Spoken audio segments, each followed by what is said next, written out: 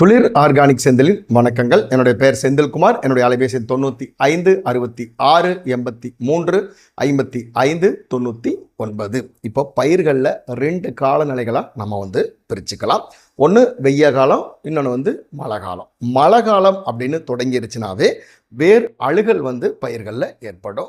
சருகு நோய், அதாவது பூஞ்சான நோய்கள் அதிகமாக ஏற்படும். அந்த டைமில் நம்ம இந்த ரேக்கில் இருக்கிற மருந்துகளை தான் அதிகமாக பயன்படுத்துவோம். இதில் என்னென்ன இருக்குன்னா, சூடோமோனஸ் இருக்குது, பிரிடி இருக்குது, பேசுலோமைசிஸ் இருக்குது, லிச்சினிஃபார்மிஸ், இந்த மாதிரி மருந்துகளை நம்ம அதிகமாக பயன்படுத்துகிறோம். இது வேர் அழுகலை கட்டுப்படுத்தும், நூற்புழுவை கட்டுப்படுத்தும், இலையில் சருகு நோய் வருதில்ல அதெல்லாம் கட்டுப்படும். மழை காலம் அப்படின்னா இந்த ரேக் அதிகமாக மருந்துகள் விற்பனை ஆகும். வெயில் காலம் அப்படின்னா நம்மளுக்கு இந்த ரேக்கில் இருக்கிற மருந்துகள் அதிகமாக போகும். இந்த ரேக்கில் என்னென்ன இருக்குது அப்படின்னா, புழுக்கள், பூச்சிகள், வண்டுகள், செம்பேன், இது எல்லாமே வெயில் காலத்தில் வரும். பூஞ்சானங்கள் மழை காலத்தில் வரும். இந்த ரேக்கில் இருக்கிற ஒவ்வொரு மருந்துகளாக நம்ம பார்க்கலாம். ஃபஸ்ட்டு நம்ம பார்த்தோம் அப்படின்னா பெவேரியா பேசியானா அப்படிங்கிற மருந்தை நம்ம பார்க்குறோம். இது புழுக்கள் இருந்துச்சுன்னா அந்த புழுக்களை கட்டுப்படும். கண்ணில் தெரியக்கூடிய புழுக்கள், அதாவது இலைகள் மேலே மேய்ஞ்சிட்டு இருக்கிற புழுக்கள் இருந்துச்சுன்னா அந்த புழுக்களை கட்டுப்படுத்துறது இந்த பெவேரியா பேசியானா அப்படிங்கிற மருந்து. அடுத்து, ஒரே செடியில் புழுக்கள் பூச்சிகள் ரெண்டும் இருந்தது அப்படின்னா பேசி வெட், பெவேரியா பேசியானா அப்படிங்கிறது புழுக்கள், வெட்டிசீலியம் அப்படிங்கிறது பூச்சிகளை கட்டுப்படுத்தக்கூடியது. பூச்சி புழுவு ரெண்டையுமே கட்டுப்படுத்தக்கூடியது இந்த பேசி வெட் அப்படிங்கிற மருந்து. மூணாவது வெட்டிசீலியம் லக்கானி, இது பூச்சி, சாறு உறிஞ்சும் பூச்சிகள் அனைத்தையுமே கட்டுப்படுத்தும். வெள்ளை ஈக்கள், மீலிபக், மாவு பூச்சிகள் அனைத்தையுமே இந்த வெட்டிசீலியம் லக்கானி அப்படிங்கிற மருந்து கட்டுப்படுத்தும்.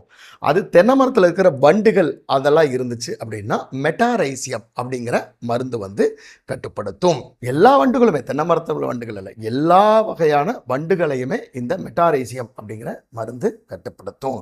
அடுத்து பேசிலஸ் துரிஞ்சியான்சிஸ் அப்படிங்கிற மருந்து, பிடி அப்படின்னு சொல்லுவோம். இது இலைக்குள்ள, இலையை சுருட்டிட்டு உள்ளுக்குள்ள புழுக்கள் இருந்துச்சுன்னா அந்த புழுக்களை கட்டுப்படுத்தும். இது இலையை சுருட்டிட்டு இருக்கிற புழுக்கள், இது புழு கண்ணுக்கு தெரிஞ்சதுன்னா அந்த புழுக்களை கட்டுப்படுத்தும்.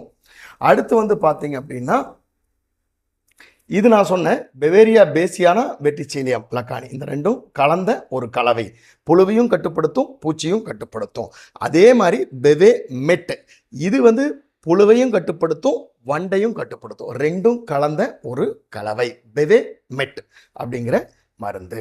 அடுத்து வெயிலில் அதிகமாக பார்த்தீங்க அப்படின்னா செம்பேன், வால்பேன் இதெல்லாம் அதிகமாக வரும். அதுக்கு மைட் கியூர் அப்படிங்கிற மருந்து அடித்தோம் அப்படின்னா இந்த பேன் வகைகள், பாக்குலையெல்லாம் பார்த்தீங்கன்னா அதிகமாக பேன் வகைகள் இந்த வெயில் அதிகரிக்கும் போது இது பரவும். அந்த இடத்துக்கு நம்ம மைட் கியூர் அப்படிங்கிற மருந்தை நம்ம கொடுக்கலாம். 2 பாகங்களாக பிரிக்கிறோம். மழை காலத்தில் இந்த வகைகள் மருந்துகளை பயன்படுத்துகிறோம்.